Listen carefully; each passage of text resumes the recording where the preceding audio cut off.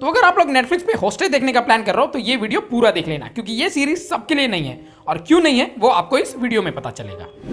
तो चलिए हॉस्टेज का रिव्यू करते हैं और जानते हैं कि आपको ये सीरीज देखनी चाहिए या फिर नहीं। I will not be threatened, and anyone who thinks that I would has badly underestimated me. तो सबसे पहले थोड़े से प्लॉट की बात कर लेते हैं बिना स्पॉयलर्स के। तो सीरीज में हम देखते हैं कि एक टेररिस्ट ग्रुप है जो ये चाहता है कि उनकी प्राइम मिनिस्टर अपने पोस्ट को छोड़ दे, अपने पोस्ट से इस्तीफा दे दे, जिसके लिए वो लोग प्राइम मिनिस्टर के हस्बैंड और उनके साथी डॉक्टर्स का किडनैप कर लेते हैं और प्राइम मिनिस्टर को ब्लैकमेल करते हैं, जिसके बाद प्राइम मिनिस्टर इस सिचुएशन को कैसे डील करती है वो इस सीरीज की कहानी है। अब बात करते हैं सीरीज के पॉजिटिव पॉइंट्स की। तो ये सीरीज नेटफ्लिक्स की लिमिटेड सीरीज है, जिस वजह से इसमें सिर्फ 5 एपिसोड्स हैं, जिनका रन टाइम एवरेज 35 से 45 मिनट के बीच का होता है, जो कि एक अच्छी बात है, क्योंकि आपको लगभग 3 घंटे ही लगते हैं इस सीरीज को देखने के लिए, तो आपको ज्यादा समय नहीं देना पड़ता।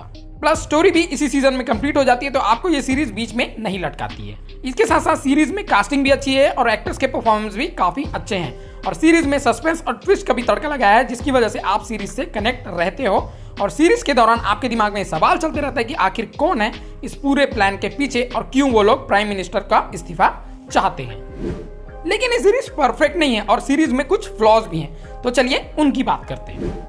तो सबसे पहली बात, ये थ्रिलर सीरीज है, लेकिन ये एक पॉलिटिकल थ्रिलर है, तो इसमें मंत्री, सांसद, चुनाव, व्हाइट हाउस, ये सारी बातें होती है। तो जिन्हें पॉलिटिकल सेटअप पसंद है ना, उनके लिए ये सीरीज है। जैसे मुझे पर्सनली पॉलिटिकल कॉन्सेप्ट उतनी पसंद नहीं है, तो मैं इस सीरीज से उतना कनेक्ट नहीं हो पाया। और सीरीज में कोई मर्डर मिस्ट्री या इस टाइप का कोई कॉन्सेप्ट नहीं है, जैसा कि नॉर्मल थ्रिलर में होता है और जो थ्रिलर के बारे में लोगों की सोच होती है।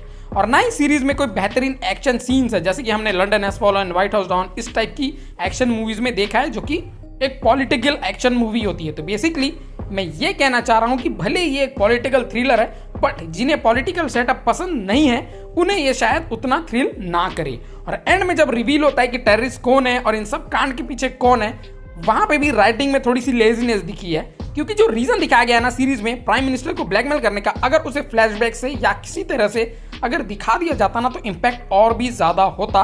बट पता नहीं क्यों राइटर्स ने ये फैसला लिया कि उन्होंने उस रीजन को ठीक से अच्छे से प्रेजेंट नहीं किया। तो अब कंक्लूजन पे आते हैं कि आपको ये सीरीज स्ट्रीम करनी चाहिए या फिर स्किप करनी चाहिए।